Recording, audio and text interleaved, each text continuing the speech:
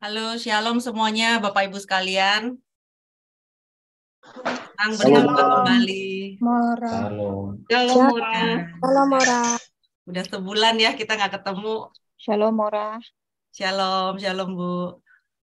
Ya, malam ini topik kita itu miniatur bait Tuhan.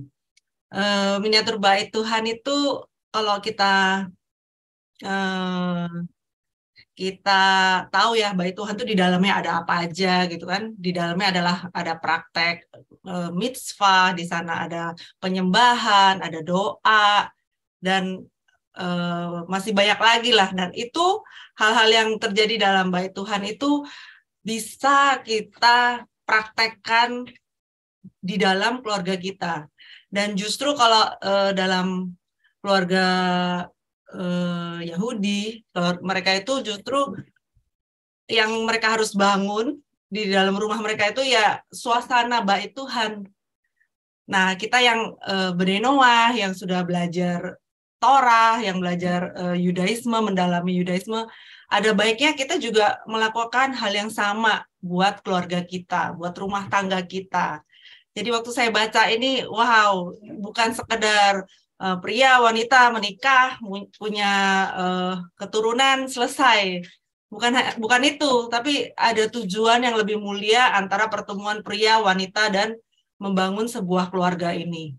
Bisa bayangin nanti hasilnya seperti apa gitu kan, kalau keluarga-keluarga ini mengerti apa yang mereka bangun, apa yang mereka perjuangkan. Karena membangun keluarga itu kan nggak mudah ya, mempertemukan dua individu dengan latar belakang yang berbeda, dengan sifat yang karakter yang berbeda gitu, ada yang ekstrim gitu kan. Nah, itulah bagaimana supaya kita itu mengingat kembali goalnya kita itu apa, berkeluarga, goalnya kita menikah itu apa. Ya, yuk kita mulai. Ini pertama kali Hasyim perintahkan tuh kepada Musa untuk membuat tabut tabernakel waktu bangsa Israel berkumpul di Gunung Sinai. Disitulah Hasyim katakan ini kepada Musa kan ya, jadikan aku tempat kediaman dan aku akan tinggal di antara mereka. Ini ada di Keluaran 25 ayat 8. Ve'asu li mikdas sakhanti besokham. Dalam Yudaisme, seorang istri atau ibu itu disebut akharat bait.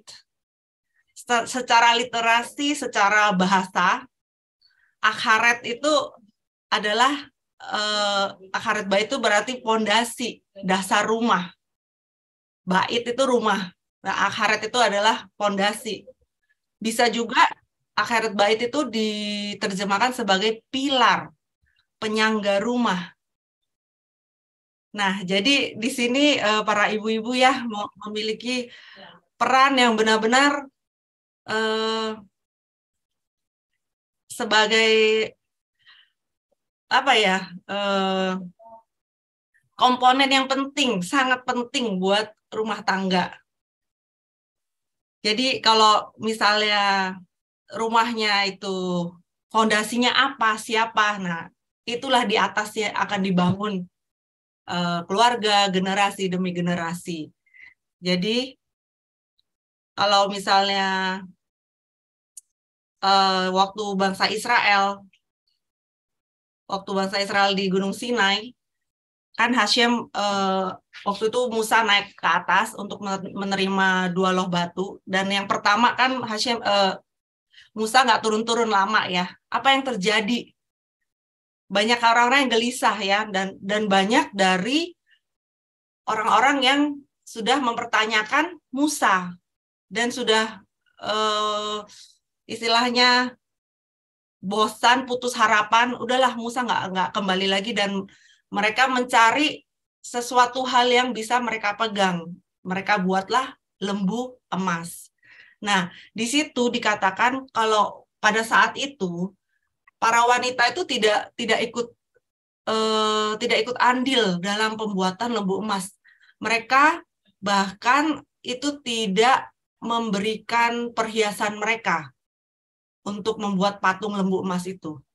Tapi ketika Musa diperintahkan Hasyim untuk membuat tabernakel, membuat tabut, dan mereka butuh perhiasan, mereka butuh emas, perak, kuningan, wool sebagai bahan-bahan yang dibutuhkan untuk membuat tabernakel itu.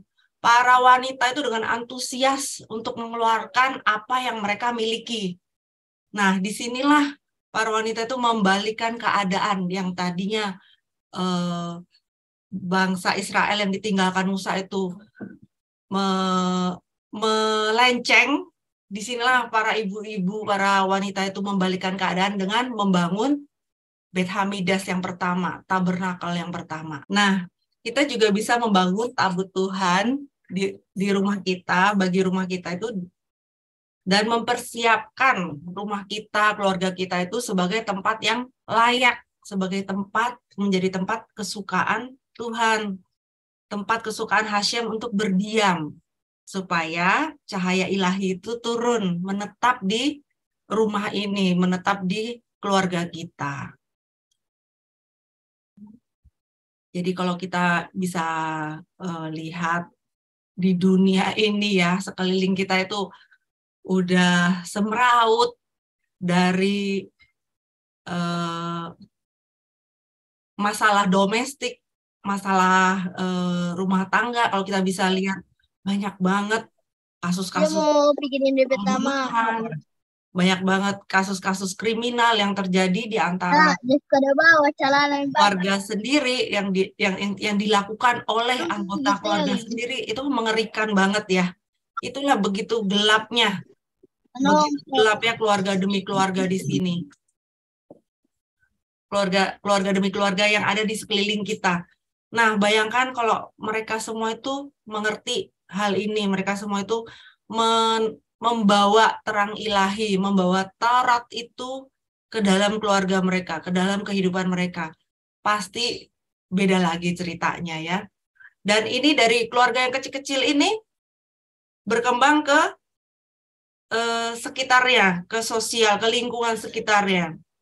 Begitu juga banyak hal-hal yang kita temuin yang kok banyak yang melenceng gitu ya, banyak yang nggak sesuai aturan gitu ya, di pemerintahan, di edukasi. Kalau kita dengar ada ibu guru atau bapak guru yang melakukan hal yang nggak sepantasnya, itu sampai segelap itukah ya kan lingkungan sekitar kita, yang realita yang kita lihat itu ya seperti itu.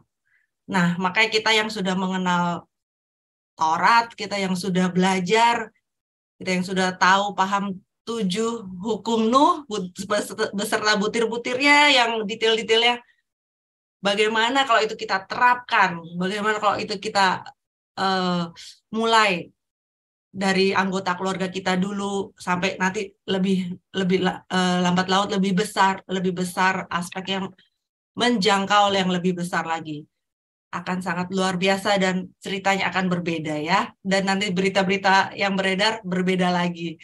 Akan banyak berita orang membantu A membantu B, akan banyak hal-hal luar biasa di sini. Nah, saya akan lanjut di sini. Kalau di dalam Keluaran tadi kan perintah buat Musa untuk membangun tabernakel yang pertama. Nah, tabernakel yang pertama itu bagi bangsa Israel. Tapi tabernakel itu, tabut itu, bait Tuhan itu bisa kita replika dalam keluarga kita. Inilah yang dasarnya bagaimana supaya kita mereplika bait Tuhan buat keluarga kita. Itu ada di Amsal 1 ayat 8. Shema beni musar afika ve'altits Torah imeka. Anakku, dengarkanlah didikan ayahmu dan jangan buang pengajaran ibumu. Musar afika itu adalah Taurat tertulis. Yang disebut musar itu adalah disiplin. Disiplin itu adalah pengajaran yang berulang-ulang yang akan diberikan lagi, dan dalam proses pengajaran itu, jika ada kesalahan, jika ada penyimpangan, maka akan mendapat hukuman. Nah, itu adalah disiplin, ya kan? Kalau kita sering dengar disiplinin anak. Misalnya kita bilang jam 9 malam, nggak ada lagi gadget. Nah, kalau sudah dikasih ketentuan itu, kita harus memberi ada hukumannya, ada sanksinya kalau hal itu dilanggar. Itulah yang disebut disiplin. Kalau banyak kali ya anak kita itu kan lebih pintar ya dari kita ya, udah dilarang masih aja mau dikerjain ya. Kadang kan diem-diem, gelap-gelapan, masih chatting, main handphone. Nah, itulah kita harus sampaikan ke mereka. Saya pernah temuin anak saya, udah jam 10:30 malam, dia masih ngechat gelap-gelap. Kan kita bisa dengar ya, random saya keluar, ini udah pada tidur belum, AC-nya udah pas belum, gitu kan, kedinginan apa enggak, gitu. Kalau waktu mau buka pintu, kita bisa dengar yang di dalam ada gerakan gerabak-gerabak. Nah, pas dibuka udah pura-pura tidur, diem, nggak berkutik. Tapi karena ada message baru yang masuk, itu handphonenya kan nyala ya. Jadi ketahuan gitu kan. Nah, disitulah udah deh, nggak selesai di situ. Sebenarnya udah capek karena udah berapa kali ya. Tapi ya itulah, kalau kita harus sabar. Saya udah kesel banget, saya tutup pintunya, saya balik ke kamar saya, tapi nggak bisa kayak. Saya balik lagi, saya beresin sampai 11:30 malam. Saya bilang, kamu bisa bohongin mami, saya bisa, kamu bisa ini. Kan udah dikasih tahu Dedi, nggak boleh ada gadget di atas jam 9. Apalagi ini 10:30 tadi kejadiannya kan. Nah, kita dengar alasannya, pasti ada aja. Iya, mau lihat grup, ada ini nggak, ada yang ketinggalan. Kalau mau lihat grup, minta izin. Mami, saya mau cek dulu line grup saya, chat grup saya ya, ada ini nggak? Ada dari gurunya, ada assignment tambahan apa enggak? Bilang dong, nggak gelap-gelapan begini, saya bilang ya kan. Sepenting apakah chatnya gitu kan? Kalau yang penting banget ya kita juga kasih ini kan, kasih toleransi gitu kan. Kita juga bukan orang tua yang membabi buta. Nah, itu harus kita lakukan terus-menerus ya, bapak-bapak, ibu-ibu ya. Kita harus mempoles mereka sampai masuk ke jalurnya. Dah jam segini emang dia harus merasa takut dan bersalah kalau melakukan hal itu. Dia sih pasti bersalah karena dengan dia cepat-cepat menutupi diri ya kan, dengan selimut, dengan nggak gerak, itu kan berarti dia bersalah. Kecuali kalau kita buka pintu dan dia juga terang-terangan. Nah, itu sih udah kasep ya istilahnya ya. Dia bodoh amat, kenapa Mi? Gitu kan. Itu berarti udah nggak takut sama kita gitu. Dan itu yang harus malah kita worried gitu ya kalau hal itu terjadi ya. Tapi kalau anak kita masih takut, berarti dia tahu dan masih ingat apa dan yang boleh dan yang tidak boleh dilakukan. Kita perlu mengingatkan kembali. Itu hal-hal kecil ya, Bapak Ibu ya. Dan karakter itu bukan dimulai, bukan setelah nanti dia besar atau untuk keputusan untuk kondisi yang besar. Enggak. Dari kecil, dari hal-hal yang sepele. Nah, itu yang Musar, Afika, itu Taurat yang tertulis itu pengajaran itu harus sebaiknya adalah disampaikan oleh ayah. Karena ayah itulah yang memberi kerangka global, kerangka besarnya, konsep hidup, kriteria manusia yang baik, ya kan, sifat-sifat yang baik, yang berguna itu yang apa, yang bagaimana, itu ayah yang harus sampaikan. Nah, Taurat IMEKA, ajaran ibu, itu adalah praktek secara real, praktek sehari-hari. Jadi nggak heran kalau ibu itu lebih detail dan lebih banyak ngomel ngocehnya. Karena kita yang memegang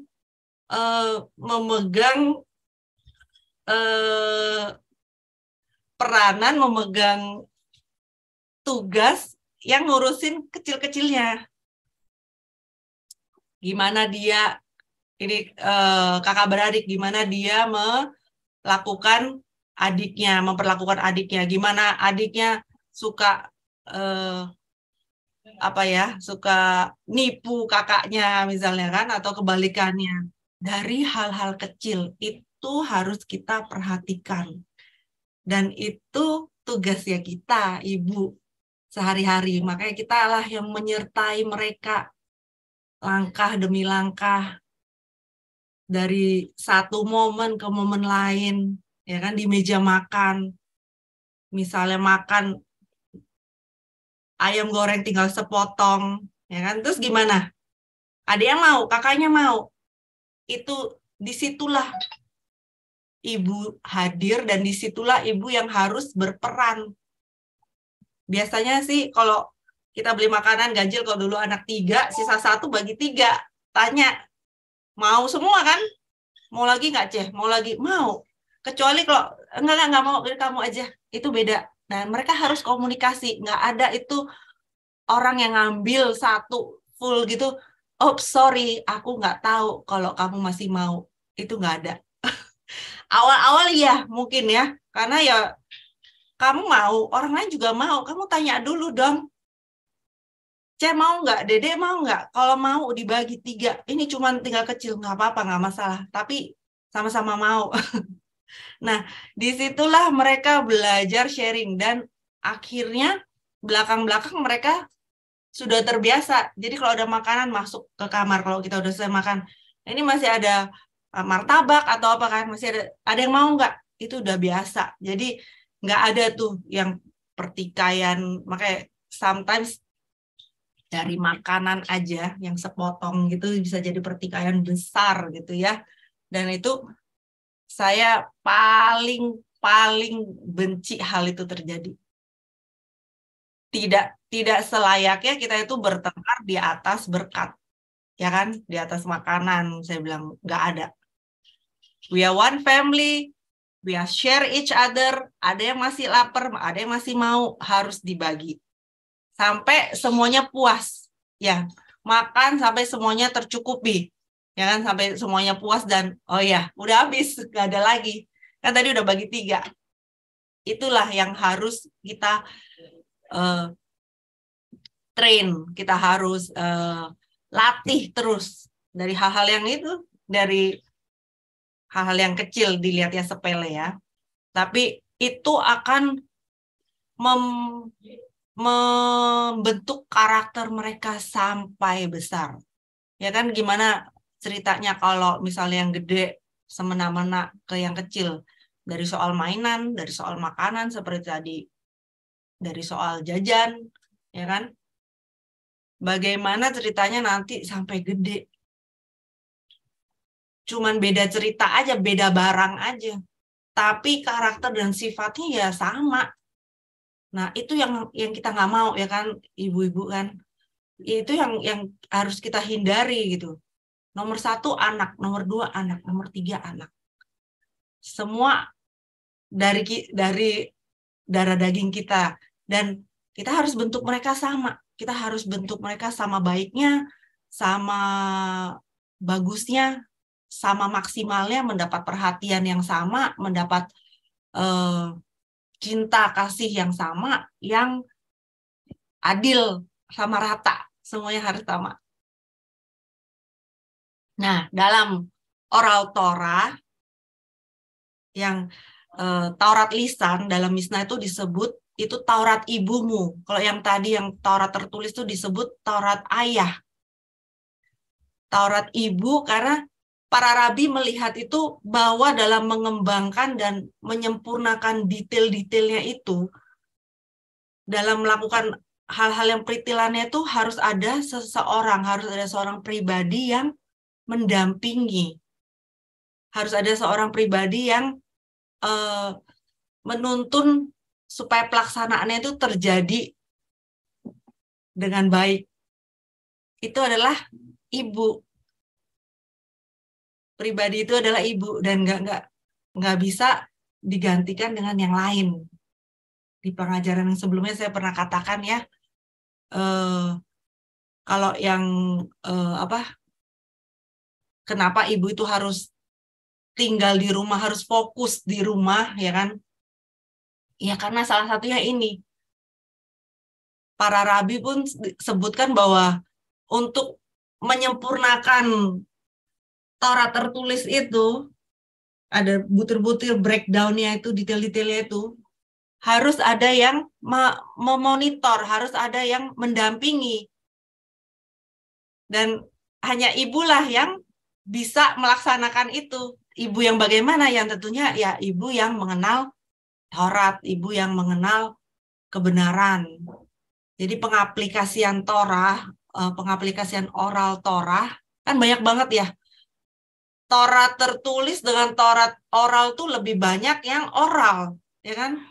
Taurat tertulis itu 5 kitab Musa, tapi yang oral tuh kan ada di Talmud, ada di Zohar, dan kecil-kecilan semua itu adalah instruksi ibu. Jadi ya nggak heran kalau ibu-ibu kadang suka merasa, aduh capek ya ngurusin anak berantem, capek kan betulin ini, betulin itu. Tapi percayalah, dengan atribut ilahi yang memang ada di seorang wanita, bina, masih ingat ya ibu-ibu ya, pengajaran 1 atau yang kedua itu, bina, kalau ibu itu memang membangun sesuatu dari dalam. Bukan membangun rangka luar global ya, tapi memang dari dalam. Maka yang tadi saya sebutkan, karakter, dari hal-hal yang latihannya itu dari hal-hal yang kecil, yang di meja makan, di tempat main. Itulah yang kita bangun. Karakter anak kita, itulah yang kita bangun. Itulah yang tidak kelihatan ya. Kalau pertumbuhan mereka kan physically ya kelihatan, makan apa, pakaian ganti apa, baju kesempitan, nah mereka bertumbuh itu kelihatan. Begitu juga harus diseimbangi dengan pertumbuhan yang di dalam, pertumbuhan mental, karakter mereka itulah yang lebih penting. Nah, ini di sini itulah mengapa ibu memikul sebagian besar pendidikan anak-anaknya. Prioritas nomor 1 dari tugas ibu adalah mendidik anak-anak untuk mewariskan iman, kepercayaan kita saat ini, kebenaran, Taurat yang kita tahu ini, kita akan wariskan ke generasi berikutnya, ke anak-anak kita, ke bawah lagi, ke cucu kita, ke bawah lagi. Itu akan terus diturunkan. Makanya ibu itu memainkan peran penting dalam menghadirkan detail-detail nuansa Yudaisme dalam kehidupan di keluarganya, di keturunannya. Makanya perempuan itu disebut akharet habait, fondasi rumah tangga. Jadi kalau fondasi itu yang menahan bangunan yang di atasnya, ya ibu-ibu ya. Itu fondasi itu adalah backbone, tulang belakang. Makanya peran ibu itu memegang peran yang sangat krusial, peran yang penting dalam rumah tangganya, buat suami, buat anak-anaknya. Sebagai fondasi rumah tangga yang akan meneruskan value, meneruskan iman, mewariskan iman ke generasi berikutnya, itu seperti bisa dikatakan yang seseorang yang membangun klan, koloni, membangun legion, tribe. Itulah perannya dari satu ibu, rumah tangga suami istri. Misalnya saya 3, ya kan, 3 anak. 3 anak saya inilah nanti akan meneruskan apa yang sudah kami ajarkan.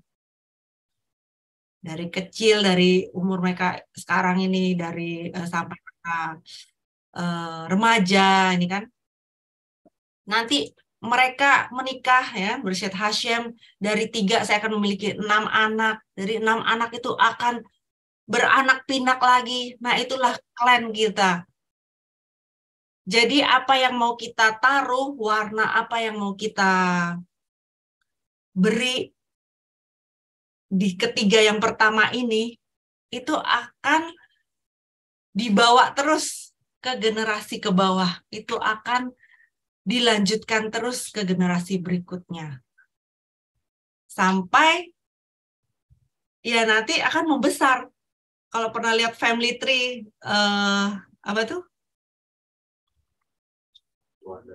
Pohon keluarga, silsilah keluarga. Nah, dari situlah saya mau lihat. Kalau saya lihat ke bawah, keluarga saya itu keluarga yang penuh dengan kebenaran, keluarga yang mengenal Taurat, yang menjalankan Taurat. Sebagai kita yang sebagai Bani Noah ya 7 perintah Nuh itu mereka terapkan di rumah tangga mereka, turun ke bawah lagi, dan ketika di bawahnya itu melihat ke atas, ini loh mama papa saya, ini loh kakek nenek saya, dari mereka lah kita itu belajar kebenaran ini, dari mereka lah kita itu belajar bagaimana memperlakukan orang lain. Saya mau hal itu terjadi dalam rumah tangga saya, dan saya mau hal itu terjadi pada klan dan koloni yang akan saya bangun nanti. Nah, itu diperlukan backbone tadi, itu diperlukan akhirat habaib tadi, ibu-ibu di sini yang sudah mengenal kebenaran. Nah, peran seorang ibu yang mengenal Taurat seperti kita di sini itu adalah orang pertama, ya kan? Orang pertama yang menerangi jiwa bayi kecil. Karena kan kita yang mengandung ya, bukan bapak ya, bukan suami kita yang mengandung ya. Dari dalam kandungan, kalau ibu masih ingat dulu gimana waktu mengandung anak-anak, pasti ngucapin yang baik-baik ya Bu ya, menyanyikan yang baik-baik, diajak ngomong ya kan, pasti ngomongnya juga yang baik-baik ya kan. Nah, dari dalam perut itu aja kita sudah menerangi jiwa, ya kan? Di dalam bayi ini kan ada jiwa kan, ada neshama. Itu aja kita sudah ucapkan, kita sudah menyinari mereka. Nah, bagi ibu-ibu yang mengenal Taurat, alangkah indahnya gitu kan. Saya masih ingat dulu saya terus bacain Amsal, Tehillim, Mazmur. Saya ingat dulu yang paling sering saya bacakan itulah Mazmur. Mazmur apa aja itu nggak pernah salah ya kan. Itu adalah doa-doa, ucapan syukur. Itu hal-hal yang kalau kita nggak tahu bagaimana memuji Tuhan itu ya buka aja Mazmur gitu kan. Never wrong gitu. Nah, kenapa dari kecil, dari dalam kandungan aja kita udah harus kenalkan Taurat kepada mereka, karena kita semua, saya, ibu-ibu, bapak-bapak semua, tidak ada yang terkecuali, kita semua lahir itu membawa Yetzer Hara dan Yetzer Hatov. Itu tidak terpisahkan, kecenderungan baik dan kecenderungan berbuat jahat. Ya, Yetzer Hatov itu yang kecenderungan berbuat baik itu juga ada di dalam diri kita. Karena kita juga diciptakan sesuai blueprint gambar yang Hashem, Yetzer Hara juga ada. Nah, yang kecenderungan berbuat jahat, yang semua yang dilarang dalam Taurat ya kan, itu ngikut gitu kan. Dan kita harus menekan yang Yetzer Hara kan. Kita harus mengikis, menghilangkan Yetzer Hara dan memperbesar yang Yetzer Hatov, kebaikan, sadik, kasih, itu yang harus kita perbesar gitu kan. Nah, dari situlah makanya dari kecil, kalau setelah bayi lahir itu egois ya cuman mau tahu dirinya aja kan. Bayi lapar nangis gitu, nggak mau tahu ibunya capek, ibunya ngantuk ya kan, saya mau susu gitu kan, nggak mau tahu itu itu ya kecenderungan egoisme dia gitu. Kalau kita bilang oh itu kan bayi ya ya it is bayi karena dia belum bisa ngomong gitu, tapi bisa lihat toddler, balita, kalau pas main dengan sesamanya di playgroup atau di mana bisa lihat ada beberapa anak yang bisa ngapusin ya, bisa bohongin ya kan, bisa bohongin temennya, misalnya dia mau mainan cara merebut dia bagaimana. Dari situ kita tahu bukan salah dia, memang kita semua terlahir dengan ada kecenderungan jahat itu ya kan, karena kecenderungan jahat tuh ya Yetzer hara. Kalau Rabbi Friedman jelaskan itu dengan satu kata itu udah paling menerangi gitu loh. Yetzer hara itu cuma satu tuh. Me first. Saya duluan. Itu Yetzer hara. Dan itu dari hal yang kecil, dari anak-anak, dari toddler, remaja, anak ke ibu ke anak. Gak heran ya kalau ada juga ibu-ibu, orang tua, bapak juga. Kalau memberi nasihat, misalnya kamu sekolah ini aja, dokter aja gitu kan. Padahal anaknya nggak suka. Kenapa? Ya biar saya bangga. Sebenarnya masalahnya tuh biar orang tuanya bangga, ya nggak sih? Me first, saya dulu. Itu ya sehari cuman itu gitu loh. Itu cuma satu kalimat itu doang. Jadi sebenarnya bukan untuk kebaikan anaknya, bukan dilihat talenta anaknya, tapi banyak beberapa dan itu terjadi nggak, saya lihat fenomena itu bukan terjadi di keluarga Asia ya, sama keluarga di Barat juga ada yang begitu. Jadi mereka itu cuma mikirin anak itu dipaksa les piano, les apa, supaya saya tuh punya muka gitu loh. Nanti kalau ketemu keluarga besar, konyol kan? Nanti bisa banggain, oh anak saya ke situ, anak saya belajar ini loh, bayar sekian, what is that gitu loh. Nah, itu bisa rasakan ya, konflik-konflik yang kecil itu coba kita cek. Saya juga selalu saling mengingatkan saya sama suami ya. Jangan sekali-kali kita itu mengekang anak dalam hal yang ini ya, buat saya yang nggak penting gitu ya. Makanya kita itu sangat loosen. Kalau pernah tahu anak saya itu nggak les, nggak apa, karena nilai itu nggak penting buat kami, ya kan? Tapi proses dan how you achieve, bagaimana kamu berjuang yang terbaik dari diri kamu itu yang penting. Jadi 100 A+ itu bukan itu yang pengen kita lihat dan pengen kita dengar dari anak-anak kita. Tapi perjuangan dia dan bagaimana dia mendapatkan yang terbaik versinya dia, itu yang kami banggakan gitu loh ya. Itu yang kami celebrate, yang kami senang gitu kan. Nah, jadi jangan dikira kita orang tua membentuk anak, kita sendiri juga ada yang dikikis dari yang jelek-jelek ya hara yang dari kita miliki itu. Misalnya yang kita bawa, yang kita lihat dari generasi sebelumnya, dan kita sadar itu nggak baik dengan pemaksaan ke anak, itu nggak baik ya, harus kita putuskan, harus kita selesaikan. Jangan kita ambil lagi nilai value yang dari generasi berikutnya yang nggak sesuai Torah, yang nggak bisa diaplikasikan gitu kan. Ya jangan kita ambil terapkan lagi gitu. Selesai di sini dan kita bangun, kita beri fondasi yang baru, yang udah pasti fondasi sesuai dengan Taurat ya kan. Nah itu kan sangat indah. Kalau saya bisa kasih contoh, pagi-pagi ya kalau macet, hujan tuh udah hujan bentar aja udah macetnya minta ampun. Itu semua arah ke sekolah tuh nggak karuan. Tadi ya hujan gede, terus udah gerimis gitu, tapi masih macet.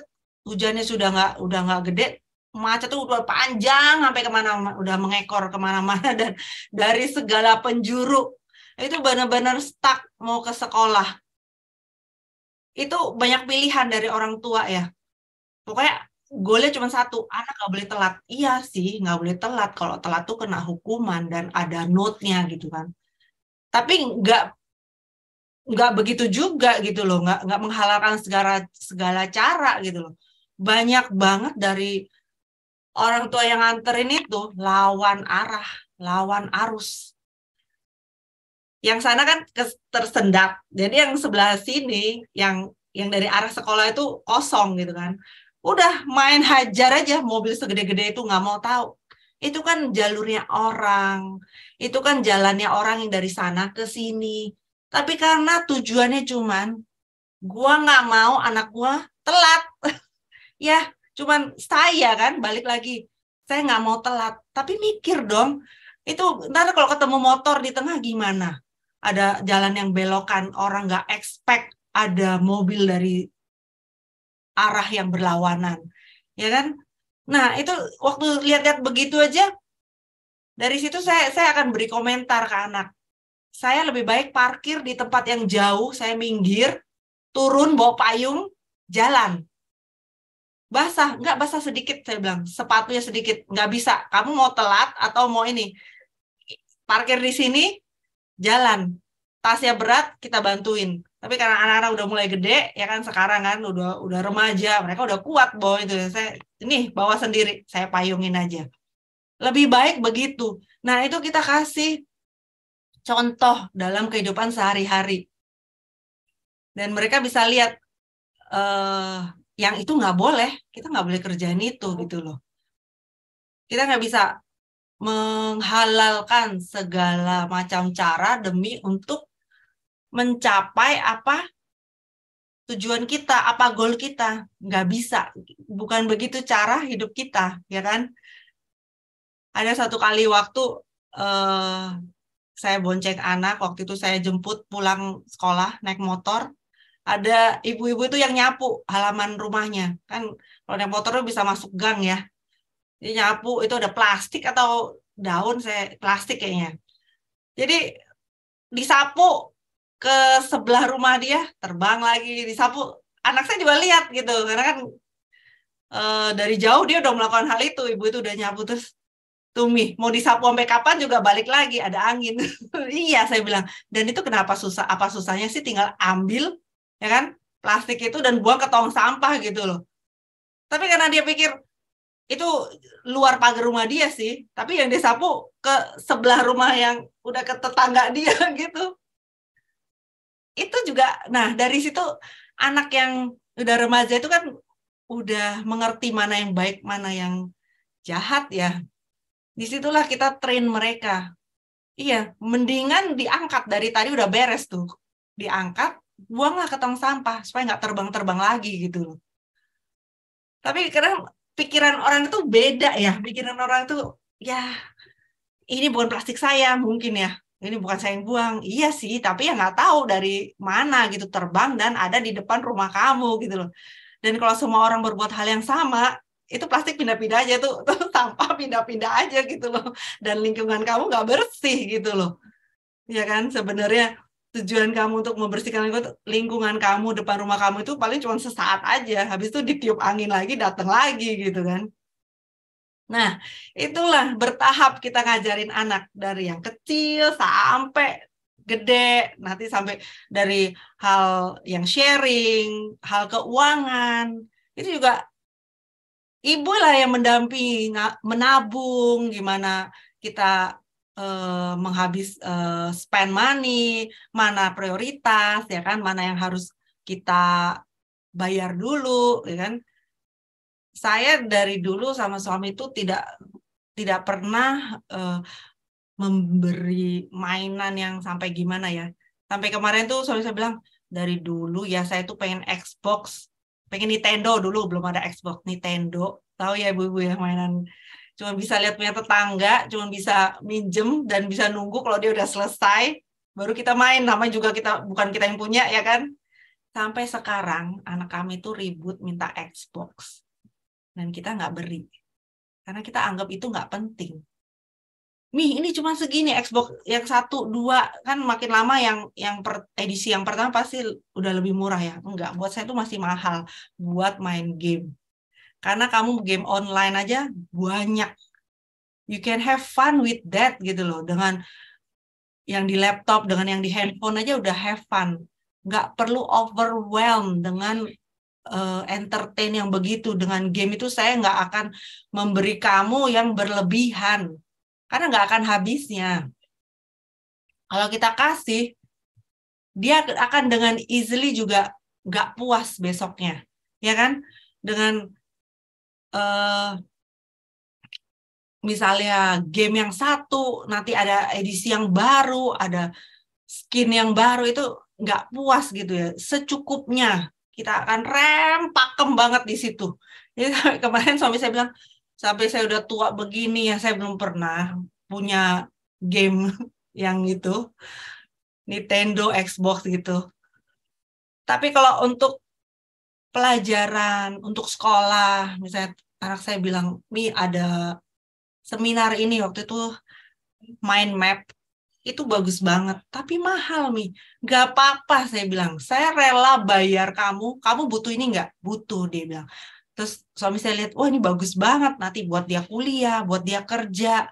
Mind map, jadi cara gimana kita menyelesaikan masalah itu kan biasanya global dulu ya, besar gitu ya, terus bagaimana kita breakdown, bagaimana kita menelusuri seperti benang kusut gitu ya dalam satu gulungan. Nah itu ada seminarnya, jadi dia udah biasa kalau mau beli barang, mau bayar apa, dia lihat nominalnya. Nominal mahal murah itu bukan begitu, saya bilang. Kalau buat ilmu, itu nggak ada yang mahal. Kalau itu yang kamu perlukan, karena itu kamu akan pakai dan itu modal kamu buat nanti mengembangkan diri. Karena kamu nantinya kan berkompetisi dengan orang lain. Masa depan kamu tuh lebih kompetitif lagi dengan apa yang sudah kita lalui. Ini ya nggak ibu-ibu ya, bapak-bapak. Anak kita itu nanti akan menghadapi dunia yang lebih berbeda lagi, ya kan? Kalau kita itu aja apa yang kita hadapi itu berbeda dengan orang generasi kita sebelumnya, orang tua kita sebelumnya. Anak kita itu akan menghadapi hal yang berbeda lagi.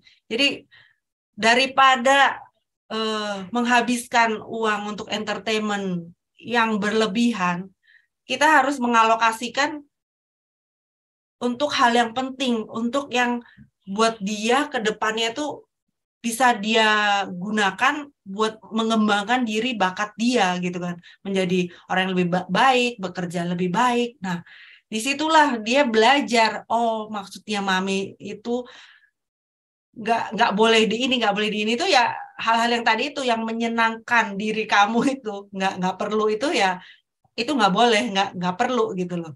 Kita nabung, cari hal yang penting, ya yang ini saya butuh, itulah baru kita spend di sana. Nah itu kan wise, jadi anak tuh juga belajar wise. Kalau sekarang anak saya mulai dapat jatah bulanan ya kan, mengeluh mahal, semua mahal, inflasi ya kan, ya wajar, buang dong yang nggak perlu. Snack kamu, chips itu, potato chips, keripik apa itu, ini kan doyan banget ya namanya anak-anak, mana ada sih yang nolak itu ya. Nah itu harus dibuang, cari makanan yang mengenyangkan, cari yang penting. Nah itulah, itu juga ibu yang biasa yang menuntun, biasa yang membimbing gitu. Yuk kita lanjut. Nah dalam Talmud Yevamot 114a, dalam Rashi Imamat 21 ayat 1 dikutip Lehasir Gedolim al-Haktanim. Kita itu tidak boleh hanya memberitahu anak-anak kita apa yang harus dilakukan. Gak bisa, mereka juga gak bisa. Jadi kalau tugasnya ayah tadi itu kan secara global ya, memberitahu. Tapi kita harus menunjukkan kepada mereka, dituntun. Itu, nah waktu pas fase menunjukkan, menuntun itulah fase di mana ibu intervensi, ibu yang memegang mereka. Jadi Taurat itu memperingati orang dewasa bahwa mereka itu bertanggung jawab atas perilaku anak-anak mereka. Nah, kemarin saya baru posting soal itu ya, kalau anak itu merusak properti orang atau memecahkan rumah jendela orang, perlukah orang tua itu membayar? Ya kan? Nah, di situ dilihat lagi,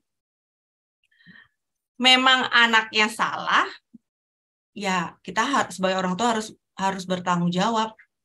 Apalagi kalau anak kita belum bisa bayar kan.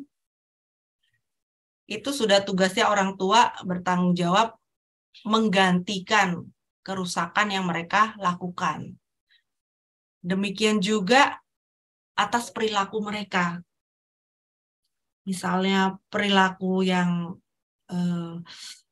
menyakiti orang lain. Misalnya waktu toddler ini ya, waktu masih kecil, tiba-tiba anak kita rebutan mainan di sekolah atau di playground, pok dia pukul temennya, pukul anak orang. Nah, kita yang harus feel sorry, kita harus aduh sorry ya, maaf ya. Bukan, anak gue jagoan. Ada loh orang tua kayak gitu ya.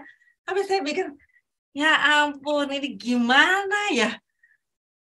Ada memang yang orang tua yang apa ya, menghalalkan ya kelakuan anaknya yang dia anggap ya harus begitu, jadi orang tuh harus jagoan, tapi nggak menyakiti orang juga gitu loh. Saya dulu punya tetangga waktu masa kecil, anaknya itu sukanya iseng, suka memulai berantem apa gitu. Maaf aja, ayahnya tuh udah tua, udah rambut putih, ya masih begitu gitu loh. Makanya, nah itulah pentingnya kan dasar yang dari tadi yang di awal kita katakan ya. Dasarnya itu apa? Kalau yang keluarga ini, ibunya itu penjudi, ayahnya juga nggak jelas gitu loh. Sampai sekarang anak-anaknya ya saling gontok-gontokan, saling perpecahan tuh udah di dalam rumah gitu loh. Bisa kelihatan banget anak laki, anak yang sulung itu diberi prioritas, dibenarkan segalanya. Nah, sampai mereka tua masing-masing berumah tangga ya nggak bisa membangun keluarga yang saling merekat, palingnya itu semua saling pecah gitu loh. Dan saya lihat itu ya miris ya. Udah seumur begini gitu kan masih berantem, dan itu realita gitu, dan itu memang ada di sekitar kita gitu kan. Kita yang mengerti lah waktunya kita untuk menghentikan semuanya itu. Rebe menunjukkan bahwa ungkapan lehazir yang tadi itu, lehazir gedolim, itu secara harafiah itu diterjemahkan untuk memperingati atau menginstruksikan. Bisa juga diterjemahkan sebagai membuat bersinar. Bersinar, anak-anak kita itu harus memperingati anak-anak kita, menginstruksikan dan membuat mereka bersinar bahkan. Karena anak-anak itu harusnya mentransmisikan Taurat yang bersinar. Karena Taurat itu kan disebut Torah Or. Taurat itu adalah cahaya. Nah, makanya dengan ibu-ibu orang tua yang sudah mengerti Taurat, kita mentransmisikan hal itu.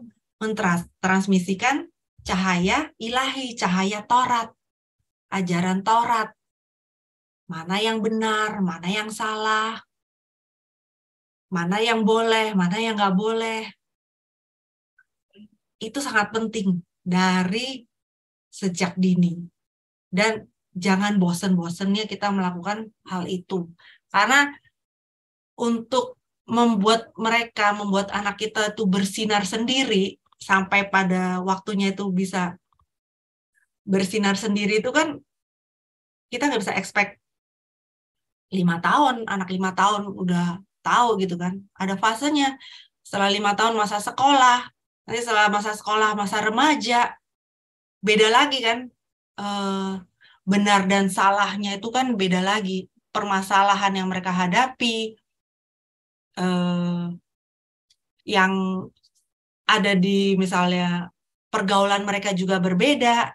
Jadi setiap saat kita itu tugas kita itu adalah mendampingi mereka untuk memperingati, memberi instruksi sampai saatnya yang mereka bisa disebut seorang dewasa, adult. Anak saya kalau yang 18 tuh saya udah mulai pelan-pelan, kita udah mulai pelan-pelan mengendorkan pegangan kita ya, yang dia misalnya mau kemana, mau nonton apa, kita udah percaya dia tahu mana yang layak ditonton, layak yang nggak perlu nonton, dan teman mana yang dia bisa bergaul, mana yang nggak bisa bergaul. Kadang kalau saya lihat foto dia itu, yang itu kok kamu jarang sih sama yang ini, saya bilang, kok nggak bergaul sama dia? Ah, dia mah suka nge-vape, Mam. Oh iya ya, jangan deh, jangan. Jadi dia udah tahu gitu loh.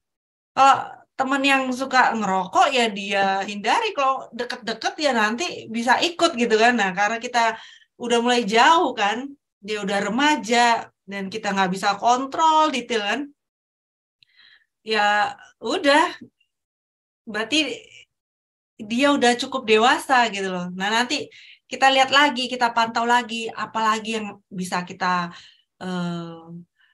intervensi ya, kita peringati lagi gitu.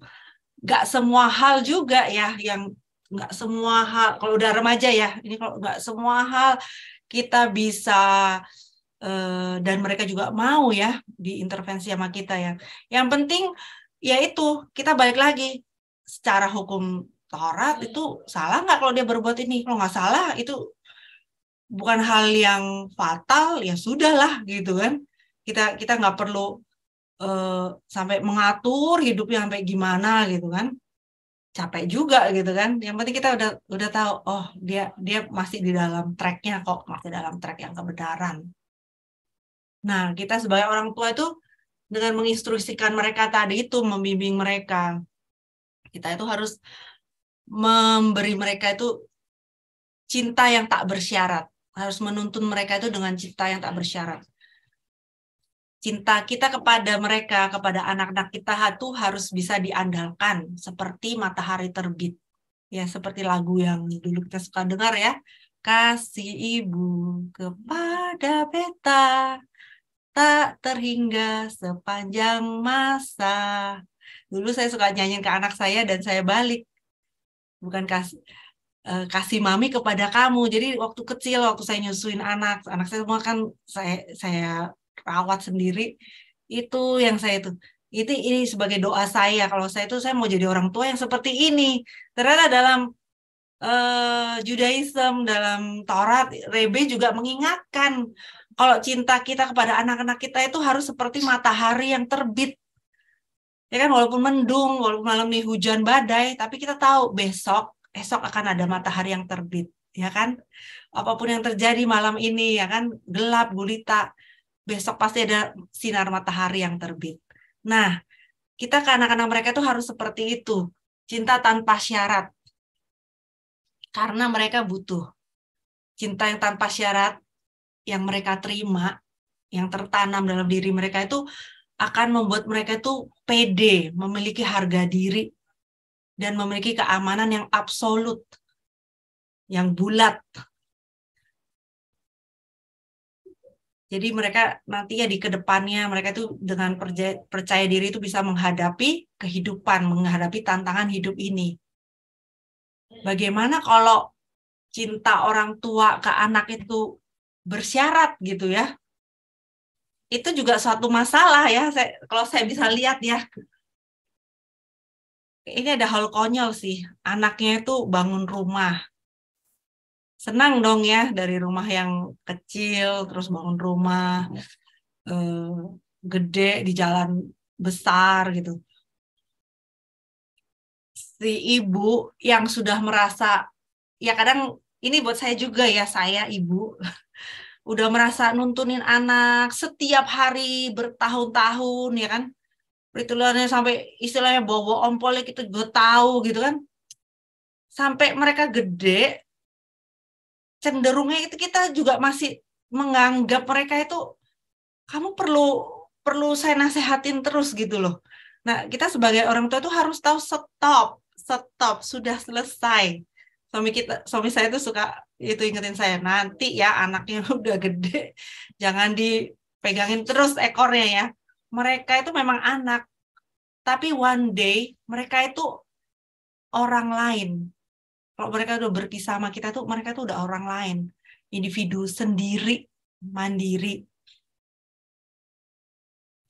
Tapi ya karena kita itu kan anak gitu loh, nggak bisa terima ya kita sebagai ibu yang mengandung, yang memberi, yang menyusuin, yang capek-capek gitu kan. Tapi ya itu bukan satu fase bukan pil pahit ya. Kita harus, aku sudah. Jadi saya mulai sekarang tuh harus mulai memberi konsep dalam pikiran saya tuh ya.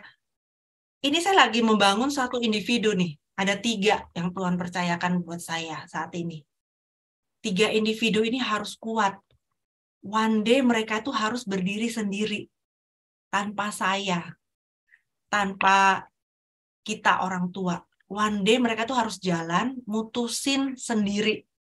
Apapun itu konsekuensinya, akibatnya, hasilnya, apapun itu baik, buruk, kamu yang akan tanggung sendiri.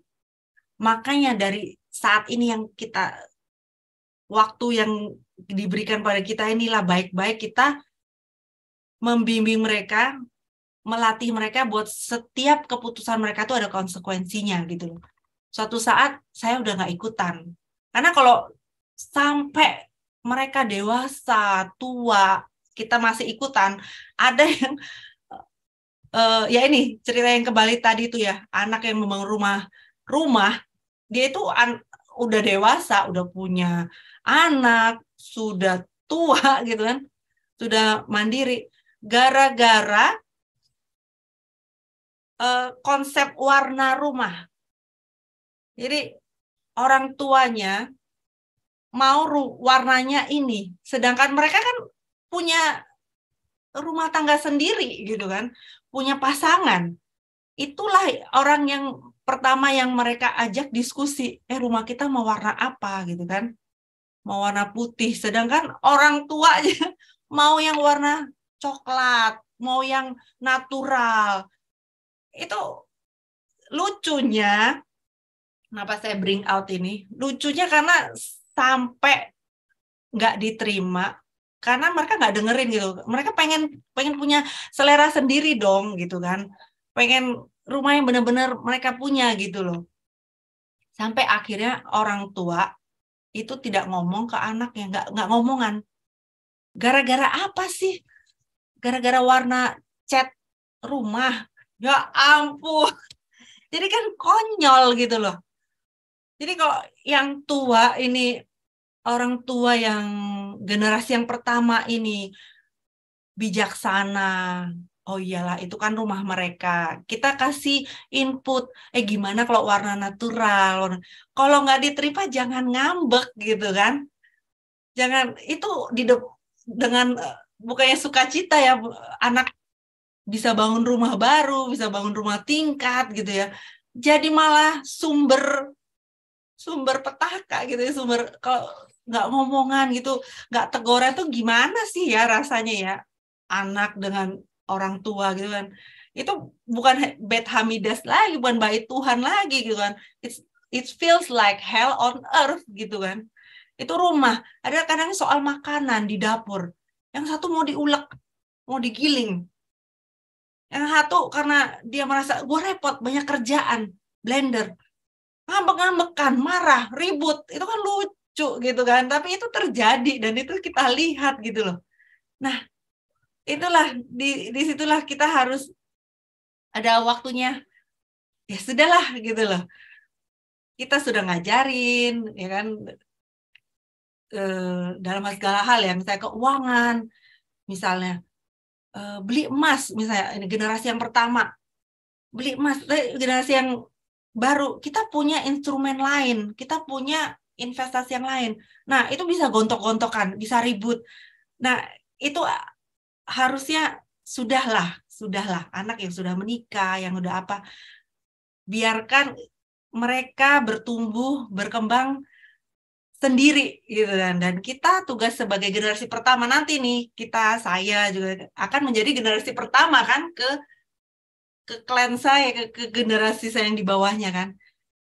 Nah, kita hanya melihat, mendoakan, jadi bijaksana. Mereka kalau datang berkunjung itu mereka membutuhkan nasihat kita, disitulah kita berbicara. Jadi bukan lagi intervensi yang seperti mereka waktu kecil, waktu mereka tinggal hidup bersama kita gitu loh, di bawah asuhan kita. Enggak lagi gitu loh. Ada waktu-waktunya kita harus melepaskan mereka dan percaya mereka itu sudah membawa nilai-nilai yang sudah kita tanam ya dari dulu yang waktu mereka kecil. Kita percaya itu dan mereka akan kembangkan itu dengan warnanya mereka sendiri, dengan pasangannya mereka sendiri. Yang penting yaitu sinar Taurat itu ada di dalam keluarga mereka. Saat ini saya satu keluarga, nanti saya Berset Hasyam, saya punya 3 keluarga yang bersinar, ya kan? Nah, nanti 3 keluarga itu nanti akan di bawahnya ada breakdown lagi. Memiliki keluarga yang bersinar juga, menyinari sinar Taurat. Jadi seorang perempuan, seorang ibu itu benar-benar secara simbolis maupun memang secara praktek itu harus bisa mencerahkan rumahnya dengan kedamaian, dengan harmoni, dengan cahaya Taurat dan mitzvah. Karena jasa sang istri jugalah Tuhan akan menganugerahkan berkat kebahagiaan sejati bagi suami dan anak-anaknya.